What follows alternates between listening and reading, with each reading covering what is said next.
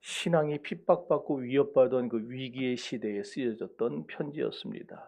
히브리서의 저자는 누군지 정확치를 않아요. 뭐 바울이 썼다는 사람도 있고 바나바가 썼다, 또 아볼로가 썼다, 의견들이 굉장히 다양합니다. 종교 개혁을 했던 마틴 루터는 아볼로가 썼을 거다 그렇게 추측을 해요. 왜냐하면은 구약에 굉장히 정통한 그 내용들이 다 그렇거든요. 이게 오늘 여러분이 읽어봤지만은 요 한 절 안에 구약의 세 절이 인용이 됩니다.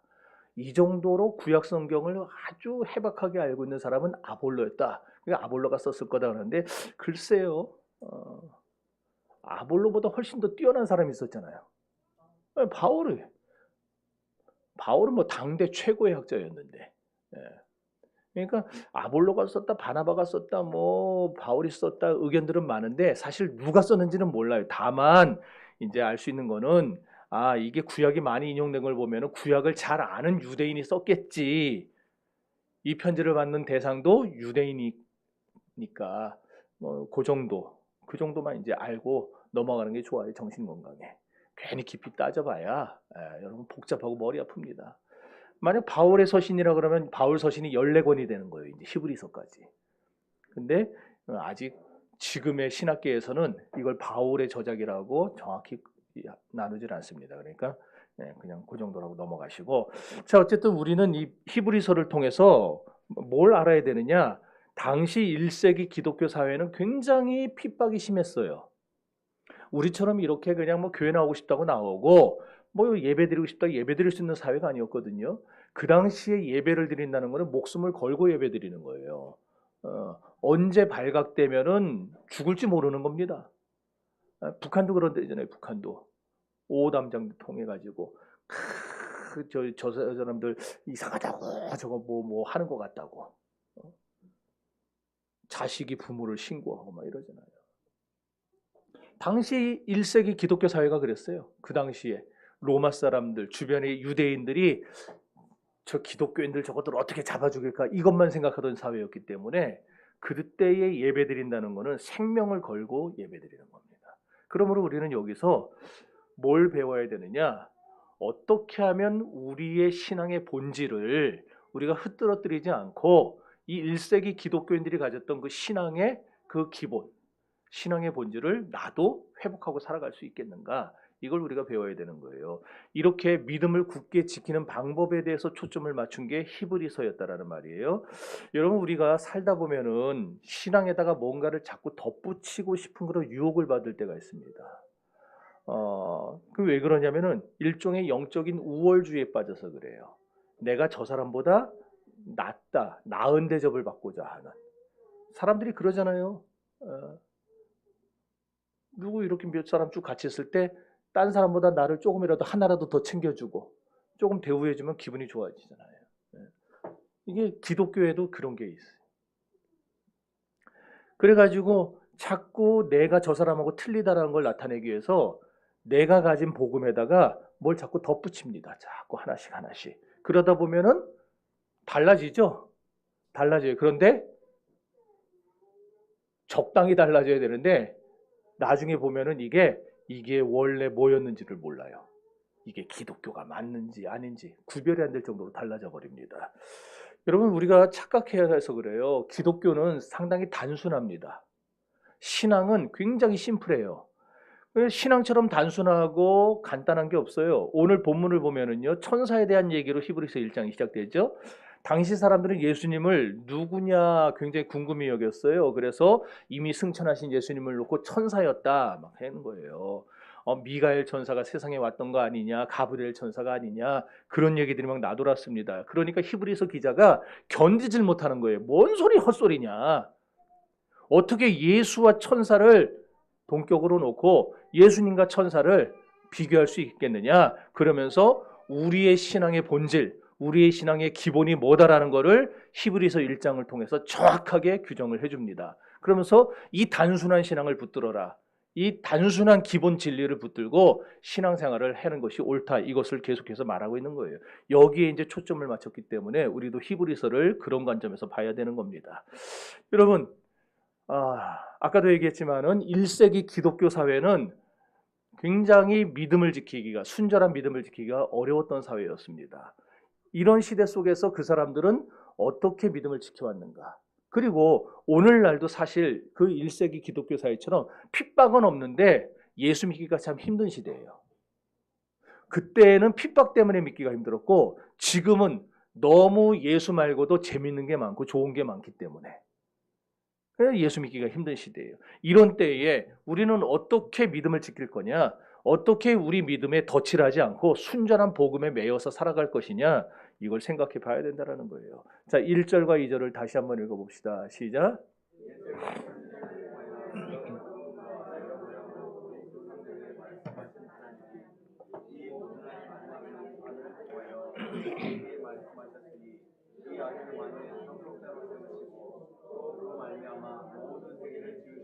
아멘. 여러분 예수 그리스도가 누굽니까?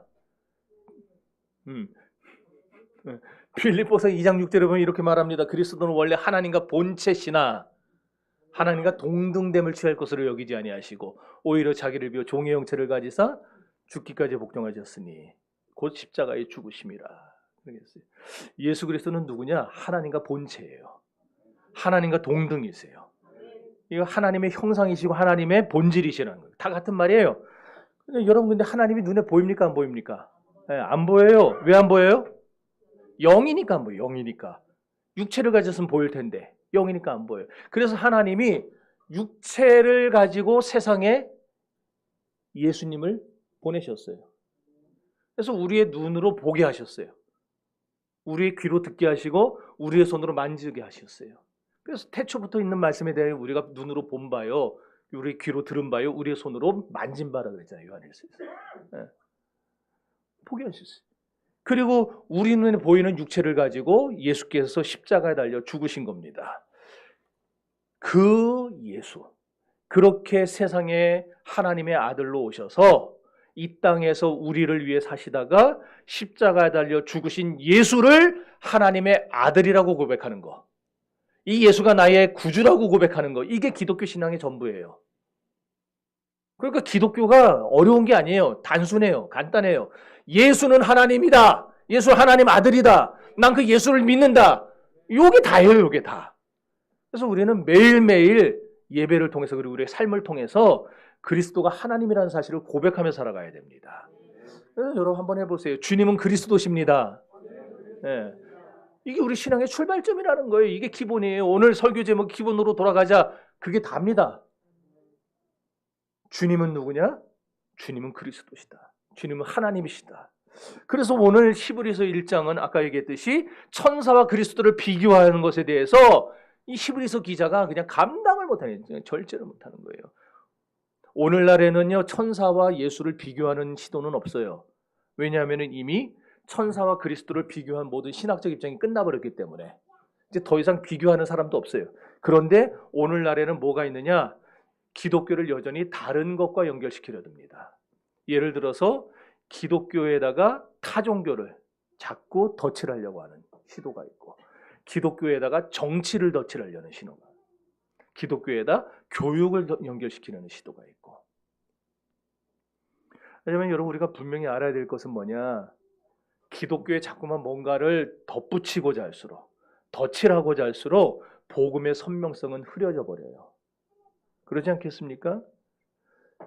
그 복음의 선명성이 흐려지면 어떻게 되겠어요? 예수가, 믿음이 힘을 잃어버리는 거예요. 오늘날 기독교가 왜 이렇게 매갈이 없게 됐느냐? 이 선명성을 잃어버려서 그래요. 1세기 기독교인들이 가졌던 그 야성, 예수, 뭐 어떤 누가 그런 표현을 했더라? 자유 아니면 빵 아니면 뭐 죽으면, 저기 그 프랑스 혁명에서 했던 얘기구나.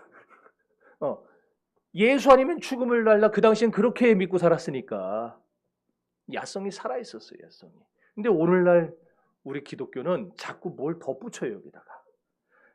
여러분 렘브란트 그림 보셨죠? 렘브란트 아세요? 피카소는 아시죠? 네. 그 사람 그림에다가 제가 붓을 들고 막 이렇게 색칠을 하고 덧칠을 해봐요. 작품이 될까요? 어떻게 될까요? 저는 아마 잡혀 죽을 겁니다. 아마 그 사람들한테. 그 사람들의 그림에 내가 손을 대는 순간에 그 원래의 그림의 가치가 다 사라져버리죠. 마찬가지잖아요. 원래 기독교의 복음의 가치가 있는데 이 복음에다가 자꾸 뭔가 덧칠을 하면 덧칠할수록 좋아지는 게 아니라는 거예요.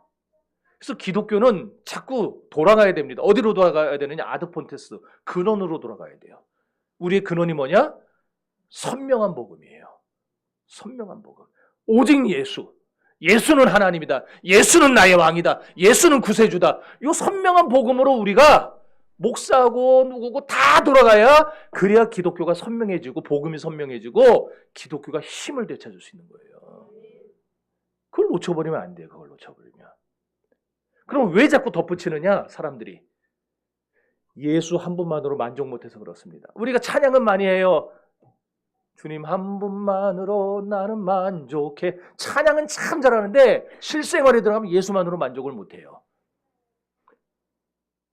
돈도 있어야 되고 차도 있어야 되고 집도 있어야 되고 뭣도 있어야 되고 밥도 가급적이면은 오늘은 뭐 마라탕 먹어야 되고 내일은 뭐 먹어야 되고 너무너무 하고 싶은 게 많고 예수만으로 만족 못해요. 예수만이 해답이고 예수만이 능력이라는 것을 믿지 못해서 그러는 거예요. 그래서 우리는 다른 거 필요 없습니다. 우리 정신교회는 자꾸 이런 예배를 통해서 우리의 그 선명했던 믿음으로 선명했던 그 시절 그 복음으로 돌아가야 되는 거예요. 목사님 첫사랑 회복하게 기도해 주세요. 그건 자기가 할 일이지 제가 기도할 게 아니에요. 자기가 회복하면 되는 거예요. 자기가. 하나님 앞에 나와서 매달리고 막 하면 되는 거예요. 저는 옆에서 기도는 해줄 수 있지만 오늘 그거예요. 자, 2절 봅시다. 2절 졸지 마세요. 2절 시작. 얼마 됐다 줘라.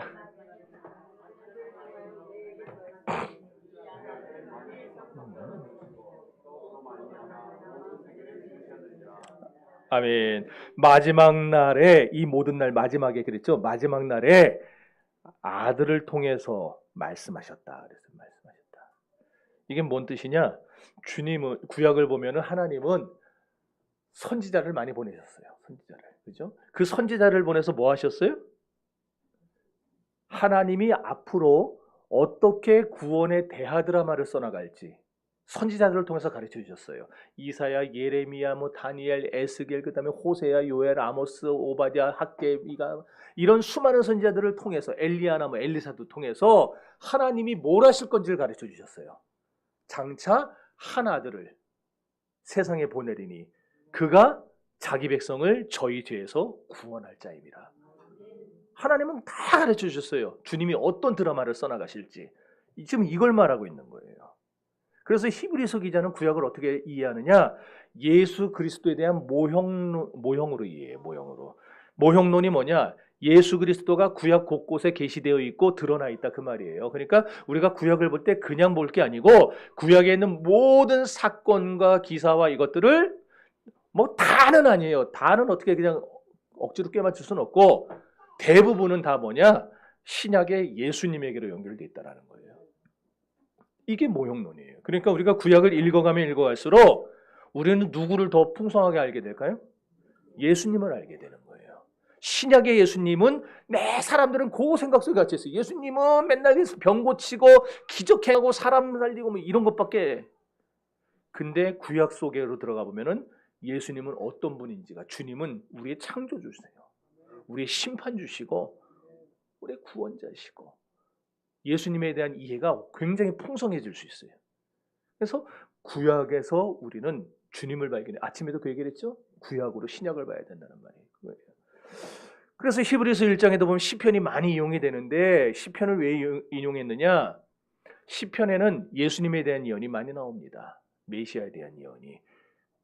그래서 이 시편을 인용함으로써 그리스도와 천사가 어떻게 다른가를 가르치는 게 이제 요 초반부에 나오게 되는 거예요. 3절 읽어봅니다. 시작.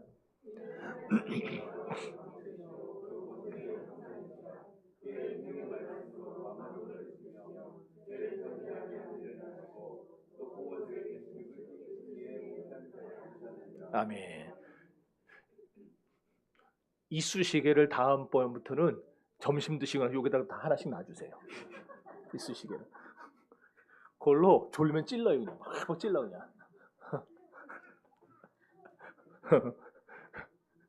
전 진짜 그랬다니까요. 샤프하고 볼펜으로 막 사정없이 찔러가면서 말씀드렸어요. 안 졸라고. 여러분 여기 보면은 예수님이 어떤 분이라 그랬느냐? 하나님의 영광의 광채, 본체 형상이라 그랬어요. 다시 말해서 예수님은 하나님의 영광이고 하나님 자신이라 이 말이에요. 네, 하나님 자신이라. 하나님의 본질은 영광인데 그 영광의 형체로 드러나신 분이 예수님이라는 말이에요. 그럼 예수님은 뭔 일을 하시느냐? 능력의 말씀으로 만물을 붙드신다 그랬어요. 또 만물을 지속시킨다 그랬고 우리 죄를 정결하게 하신다 그랬어요. 또 하나님 우편에 앉아 계시다 그랬어요. 이 짧은 구절 안에 예수님의 본질이 뭔지를 보여준 겁니다. 이 땅에 오셔서 무슨 일을 하시는지 정확히 요약하셨어요. 그렇습니다. 예수님은요 이 땅에 오셔서 우리의 죄를 해결하시는 분이에요. 우리의 죄를 대신 지고 십자가에 달려 죽으신 분입니다.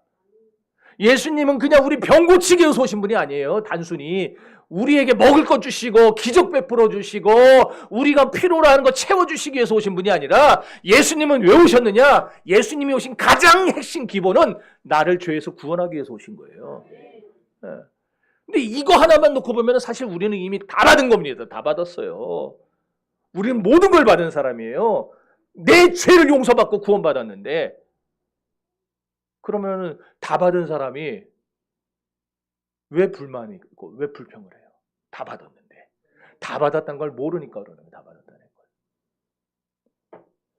문제는 예수님이 이렇게 세상에 오신 목적을 우리가 바로 이해하느냐 잘못 이해하느냐에 따라서 예수님에 대한 기대가 180도 달라지는 거예요. 그래서 우리가 예수님이 세상에 오신 목적을 정확히 알면 우리가 예수님을 어떻게 믿어야 되고 어떻게 따라가야 되는지가 선명해집니다. 근데 이게 불분명하면 헷갈려 버리기 시작하는 거예요. 자꾸 세상 살면서 그냥 물론 저는 기독교에 기복이 있어야 된다고 봐요. 기독교에는 복이 있어요. 그런데 복이 다가 아니거든요. 복은 이만한 것 중에 일부예요. 근데 요 복만 전부로 보고 나아가면 기독교는 그거는 잘못된 기독교죠. 전체를 봐야지. 그렇죠? 성도 여러분, 우리는 우리의 믿음이 굉장히 중요하다라고 생각을 해요. 사실 많은 교회들이 지금까지 다 믿음에 대해서 강조를 해왔으니까. 그런데 솔직히 잘 들어보세요. 우리 믿음보다 더 중요한 게 있어요. 더 소중한 거. 믿음보다 훨씬 더 크고 소중한 게 있어요. 그게 뭐냐? 우리가 믿는 대상이 누구냐는 거예요. 이해가 되십니까? 내가 아무리 믿음이 좋다고 한들 내가 믿는 대상이 잘못됐다면 어떻게 해요?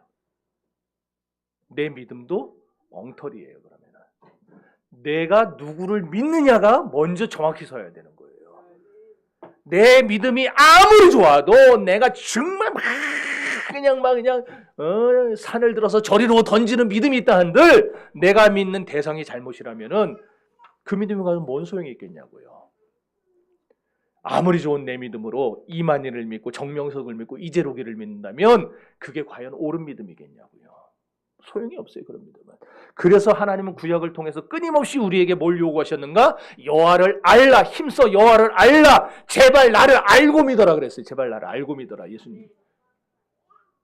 특별히 많이 강조된 게 호세아서 그래서. 하나님이 그냥 맹목적으로 믿지 말고 내가 누군지를 좀 알고 믿어라. 계속해서 요구하셨어요. 예수님께서도 요한복음 17장 3절에서 말씀하셨어요. 영생이란 뭐냐? 제자들이 물어요. 영생이 뭡니까? 영생이란 곧 유일하신 참 하나님과 그가 보내신 자 예수 그리스도를 믿는 것이 영생이다 그랬어요. 거기에 중요한 게 뭐예요? 믿는 게 중요한 게 아니고 누구를 믿는 거예요? 하나님과 그의 아들 예수 그리스도를 믿는 거. 이게 믿음이에요. 이게 영생이고. 그러니까 우리 믿음 거기에 너무 큰 정의하지 마시고 우리는 누구를 믿는지를 먼저 정해야 되는 겁니다. 누구를 믿어야 되는지. 오늘 여러분들 누구를 믿으러 이 자리에 나오셨습니까? 그렇죠. 그래요. 여러분 흔들리지 말고 그 복음의 기초 위에 굳게 서시기를 바랍니다. 예? 이렇게 우리의 믿음보다도 우리가 믿는 대상이 훨씬 더 중요하다. 이제 이해가 됐죠? 하나님이 해오신 일들과 또 앞으로 장차 해나가실 일들이 훨씬 더 중요한 거예요. 내 믿음보다. 왜? 그게 곧 영생을 얻는 길이니까. 한 가지 덧붙인다고 한다면은 우리의 믿음으로 하는 일조차도 하나님을 아는 일보다 중요하지 않습니다. 그러니까 기독교에 있어서 가장 시급하고 먼저 해야 될 것은 하나님을 아는 거예요. 하나님을 아는 거. 이거는 원래 원고에 없던 얘기인데 우리 교회 오셔가지고 이제 6주 동안 공부하는 거 힘드시죠? 힘들 거예요. 내가 봐도 힘들어. 그럼에도 하는 이유는 뭐냐? 여러분, 우리가 그거 공부하는 거는 사실 저도 뭐 딴 교회에서 장로님, 권사님, 집사님 하시던 분들이 와서 그럼 다 하는 거, 그걸 또 하는 거에 대해서 좀 미안한 마음은 있어요. 그럼에도 불구하고 하는 이유는 우리가 다시 한번 회복해보자는 거예요. 근본을 회복하고 기본을 회복하고 다 아는 얘기지만 아는 데서 멈추지 말고 진짜 내가 아는 대로 믿어왔는가, 아는 대로 행해왔는가. 그래서 우리 공부의 모든 대부분은 다 성부, 성자, 성령에 대해서 할 거예요. 아마 성경에 대해서 하고 딱 그거예요. 우리의 믿는 신앙이 뭔지 그거를 하는 게 우리 교회의 새신자 교육이에요. 다른 교회들은, 큰 교회들은 8주씩 8주씩 4주 하는 교회도 있어요, 물론. 그래서 저는 딱 절반 잘라서 6주 하는 거예요. 그러니까 여러분들 잘 하시고 따라오세요. 여러분을 뭐 이렇게 제가 수준을 낮게 봐서 그걸 6주씩 가르치는 게 아니라 우리가 사실 더 길어야 되는데 더 길면 나 같아도 자빠질 것 같아요. 질려가지고. 그래서 그냥 최대한으로 줄인 게 6주밖에 안 되는 거예요. 그러니까 이해를 좀 해주시고. 자, 그러니까 우리가 하나님을 아는 것보다, 정확하게 아는 것보다 더 중요한 게 있어요, 없어요? 없어요. 그분을 모른다면 우리가 하는 모든 일이 다 전부 덧칠이 되는 거예요. 그분을 알아야 우리가 덧칠을 안 하는데 모르니까 자꾸 덧칠을 한다 이 얘기예요. 하나님은 이미 행하셨어요. 그리고 행하신 모든 일을 완성하셨습니다. 그 사실을 그대로 받아들이고 순종하는 게 우리에게 필요한 거예요. 그러니까 우리 믿음은 딴 거 없어요. 성경에 나와 있는 대로만 믿으면 돼요. 성경에 나와 있는 대로. 이것만 말씀한 대로 믿으면 돼요. 여기에다가 누가 덧붙였다. 그건 우로 치우치는 거예요. 여기서 누가 뺐다. 좌로 치우치는 거예요. 성경이 뭐라 그랬어요? 좌로나 우로나 치우치지 말고. 그랬잖아요. 우린 치우치지 말아야 돼요. 딱 우리의 기준은 성경입니다. 그러니까 황 목사가 성경만 얘기한다면 여러분들은 제가 콩으로 파트로 매주를 쓴다 그래도 저를 따라와야 될 것이고. 왜 아멘들 안 해요? 네, 따라와야 될 것이고 제가 성경 아닌 거를 자꾸 얘기한다. 벌써부터 흔들지 말고 그러면은 여러분들은 아니라고 그래야 되는 거예요. 걷다 대고 저한테 대고 아니라고 잘못했다고 이래야 되는 거예요. 그러니까 앞으로 기독교에 뭘 자꾸 덧칠할 생각 해야 되겠어요? 말아야 되겠어요? 말아야 돼요. 지금까지 기독교 2000년 역사상 수많은 사람들이 덧칠한 결과가 오늘의 기독교예요. 오늘의 기독교와 초대교회의 기독교가 같은 모습이 아니에요. 초대교회 때 박해가 횡행할 때는 신자들의 영성이 철을 날카롭게 하는 것 같았어요. 예레미야서 말씀이죠. 날이 서 있었어요. 그들의 영성이 살아 있었어요. 막 건드리면 막 아우 막 살이 벨 정도로. 한국 기독교도 마찬가지였어요. 초기에 이 땅에 기독교가 들어왔던 140년 전에 세상이 교회를 핍박하는 것 같았지만 오히려 세상은 교회를 핍박하면서도 두려워했어요. 교인들을. 평양 시내에 예수 믿는 사람들이 500명도 안 되던 때에 그 평양 시민들의 기독교인을 두려워가지고 술집을 다 없애버렸어요. 기독교인들 때문에. 평양에 술집이 하나도 없었어요. 기독교인들 무서워가지고. 그런데 오늘날 어떻습니까? 세상이 교회를 우습게 여기 세상이.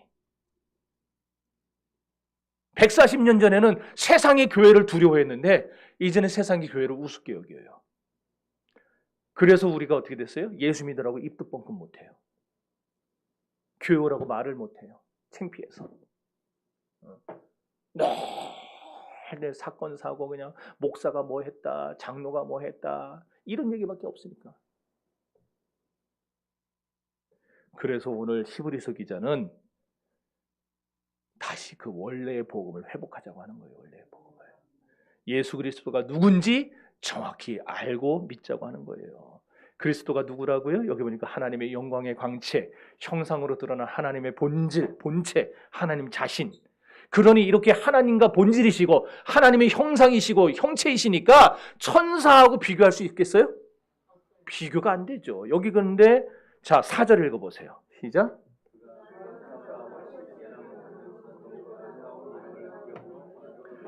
이게 우리 번역을 잘못해놨어요. 천사보다 훨씬 뛰어나면 그러니까 천사하고 비교가 가능하게 만들어 놓은 거예요 지금. 근데 여기 원래 뜻은 뭐냐? 천사하고 비교할 수 있는 존재가 아니다라는 말이에요. 주님은 천사 같은 것들과 비교하실 수가 없다 이 말을 하고 있는 거예요. 주님은 그렇게 탁월한 분이다. 탁월한 분이다. 우린 그렇게 탁월한 예수를 믿는 사람이에요. 그러니까 우리의 신앙, 우리의 생활, 우리의 가정생활, 직장생활, 사회생활, 사업, 모든 것, 공부하는 것까지 우리는 어떻게 해야 돼요? 탁월하게 해야 되는 거예요. 탁월하게. 왜 여기는 아멘 안 합니까? 자신 없어요? 주님은 탁월하신 분이에요. 그 탁월한 예수를 믿는 나도 세상에서 탁월해져야 되는 겁니다. 여러분 모두 다 그렇게 탁월해지시기를 바랍니다. 정말 저는 우리 이복금 집사님 빨리 대박을 쳐가지고 그냥 뭐 부담 갖지 마세요. 잘 되시라고 하는 얘기 잘 되시라고. 좀 뭐 이렇게 전국적으로 노는 그런 거물이 한번 되시면 그럼 제가 얼마나 좋을까? 껐으면 전화해가지고 집사님. 자 5절 읽어봅니다. 시작.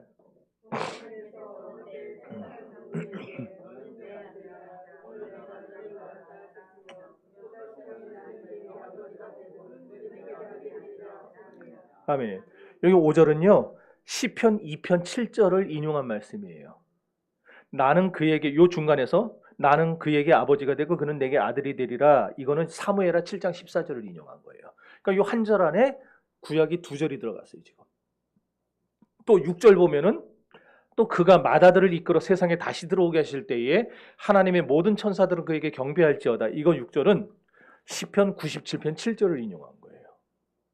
이렇게 히브리서 기자는 계속해서 끊임없이 구약을 인용하면서 뭘 증거하느냐?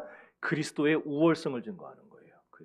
근데 특별히 그리스도의 우월성은 뭐다? 그리스도의 본질은 뭐다? 영원하다.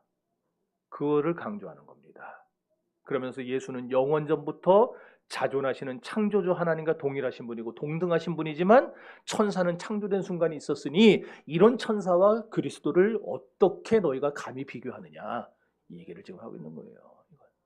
주님은 영원하신 분이에요. 그러나 천사는 유한해요. 그 주님과 비교할 게 없어요. 천사조차 비교가 안 된다면 이 세상에 있는 그 어떤 걸로 비교하겠습니까?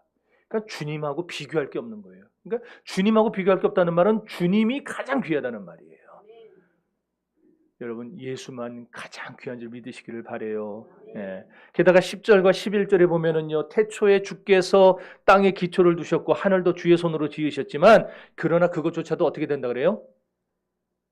절 보지 말고 성경을 보세요. 10절과 11절에 멸망할 거라 그랬잖아요. 멸망할 거라.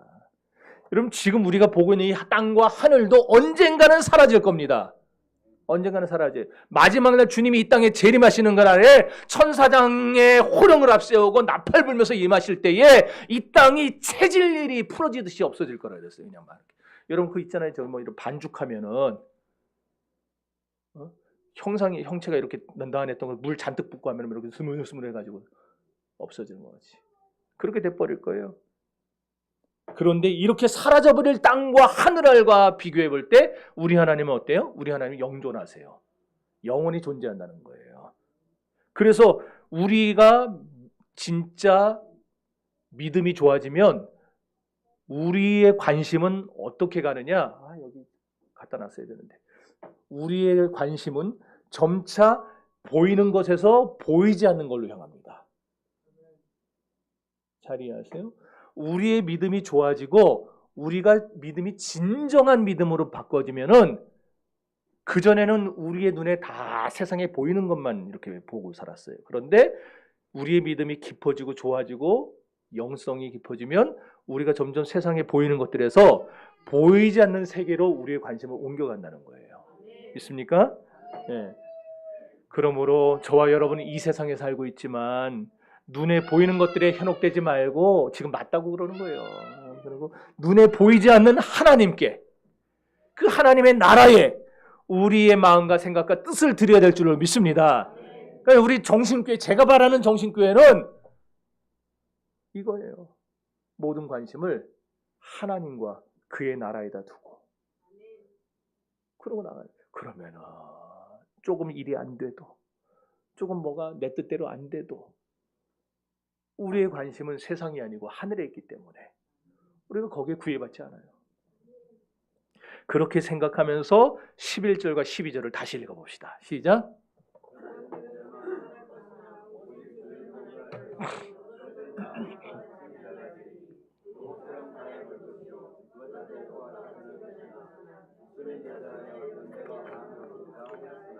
아멘.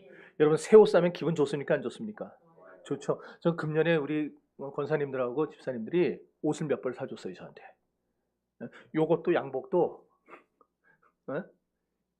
누가 사줬어요.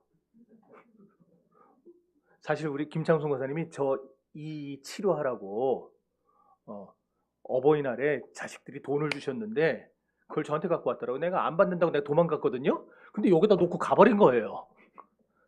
돌려준다고 그래도 안 가져. 내가 그래서 진짜 고집 더럽게 세다고 왜 안 가져가냐고 막. 그래서 그랬어요. 나 이거 헌금해버립니다. 그랬더니 맘대로 하라고 그러는 거예요. 근데 제가 그때 우리 선교사님들이 몇 분을 만날 길이 있어서 그분들 옷을 이렇게 좀 사드리고 저도 그때 남은 걸로 이렇게 그랬어요. 좋죠? 여름 양복 없어갖고 고생했는데 제가 그동안에 여러분 겨울 양복 입고 섰던 거 알아요? 그 여름 양복도 아니고 이거 말고도 우리 그 여전도에서도 다 마이를 하나 사가지고 여름 마이 새벽마다 얼마나짜리 입나 몰라요. 제가 그거를 다 새 옷 사면 얘기가 왜 나왔지 이게? 새 옷 사면 기분이 좋아요. 좋다니까. 새 차 사보세요. 기분이 좋은가 안 좋은가? 우리 이 집사님 새 차 샀는데 기분 좋아요 안 좋아요? 좋죠. 이신우 집사님 좋죠. 찢어지죠. 좋다니까요. 새 집 사면은 좋겠죠. 그런데 그것도 다 없어질 날이 온다니까요. 다 사라질 날이 와요. 다. 좋은데 10년, 20년 계속 좋지를 않아요. 일정 시간이 지나면은 좋은 마음이 쓱 사라져 버려요. 왜? 낡아지니까. 마찬가지. 우리 육신도 언젠가는 낡아져요. 그 후퇴한다 그랬잖아요. 낡아져요. 저도 예전엔 아주 탱탱했어요. 제가 저 17살 때 사진 나중에 한번 보여줄까요? 기가 내가 봐도 반하게 생겼어요. 기가 막혔다니까 막 날라다녔어요. 막. 그런데 지금은 아니에요. 다 변해요. 변해. 이런 변하는 것에 목숨 걸고 살 것인가? 옷도 변하고 새 거 샀지만 시간 지나면서 헌옷이 되고 헌차가 되고 헌집이 되고 헌육신이 되는 거. 이런 헌것에, 이런 눈에 보이는 것에 우리의 목숨을 걸고 사는 게 맞느냐? 아니면 영원히 변하지 않는 것에 목숨 거는 게 맞느냐? 이 명제를 드릴 때 여러분은 어떻게 대답을 하시겠습니까? 오늘 저와 여러분이 짧은 인생을 살아가면서 진정으로 가치 있게 살기를 원한다면 우리의 관심을 눈에 보이는 것에서 눈에 보이지 않는 영원한 것들로 옮겨야 할 줄 믿습니다.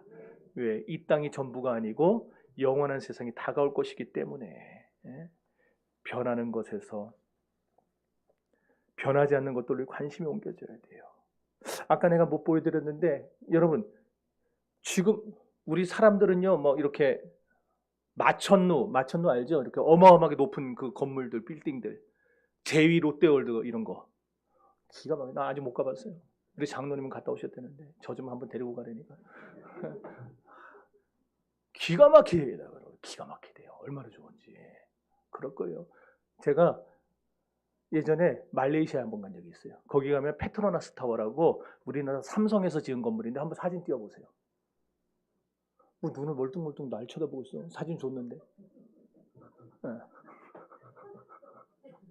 저거예요. 저거. 어마어마하게 멋있죠? 저 중간에 다리가 있는데 저기 올라가서 제가 사진을 찍었다니까 막 이러고. 근데 우리도 63빌딩하고 저런 롯데월드 돈 받습니까? 우리도 올라가려면? 아 받아요? 네, 받아야 돼요. 쟤네들은 많이 받더라고. 3만 원 받더라고. 아 5만 원 받아요? 네, 잘하고 있는 거예요. 근데 되게 멋있죠? 막 기가 주대. 벌어진 입을 담았는데 23분 64초가 걸렸어요. 그 정도면. 그런데 저것도 지금 지은 지가 돼가지고 군대 보수하고 뭐 하고 하더라고요. 또 못 들어가게 어디 막아놓고. 이제 한 20년 더 지나면 저것도 이제 뭐 다 갈 때까지 가는 거예요. 다 그래요, 다 그래요. 여러분 다시 말하지만 눈에 보이는 게 다가 아닙니다. 눈에 보이는 게 최고가 아닙니다. 우리의 관심을 점점 더 보이지 않는 것들로, 영적인 것들로 옮겨가야 합니다. 그 상태가 됐을 때를 영안이 열렸다 그러는 거예요. 영안이 열렸다. 그런데 우리 영적인 눈을 바로 뜨게 해주는 게 뭐냐? 그게 성경이에요. 그래서 우리의 관심을 자꾸 세상에서 하늘로 옮겨가게 해주는 거, 딴 게 아니고 성경이 그걸 해준다는 거예요. 그래서 성경을 우리가 가까이 해야 돼요. 주의 말씀은 우리의 모든 신자의 삶과 신앙에 있어서 유일무이한 기준이에요. 이거 외에는 기준이 없어요. 이거 외에는 답이 없어요. 그래서 이 말씀이 우리에게 없으면 어때요? 우리는 매일매일 수많은 것들에 홀려버리는 거예요. 자꾸.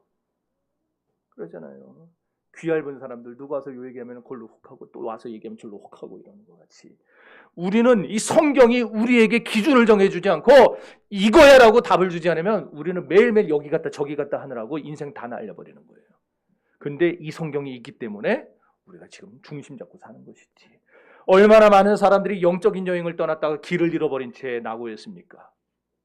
왜? 말씀을 중심으로 살지 않기 때문에. 히브리서는 그렇게 길을 잃어버린 사람들에게 다시 길을 찾아주게 하는 책이에요. 오늘 히브리서 1장을 통해서 여러분이 가져야 될 믿음의 기준을 바로 정하십시오. 우리의 믿는 믿음보다 우리가 믿는 대상이 더 중요합니다. 누구를 믿느냐? 우리는 하나님을 믿습니다.